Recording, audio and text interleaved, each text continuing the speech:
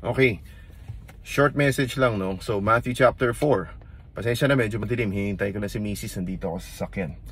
And I just want to share with you why it's so important to read your Bible. And not just to read it, but to really understand it. It's because of Matthew chapter 4. Matthew chapter 4 is all about the temptation of Christ. 3 times tinempt ni Satan si Kristo.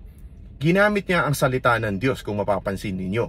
3 times din, ginamit ni Kristo ang salita ng Diyos nang sa ganun, para masugpo niya ang panlilinlang ni Satanas, no? So what am I trying to point out here? Number 1, kabisado ni Satan ang salita ng Diyos. Magugulat ka, no? Number 2, kung ganung kalakas ang loob niya upang linlangin, upang tuksuhin ang anak ng Diyos, tayo pa kaya? Number 3, no?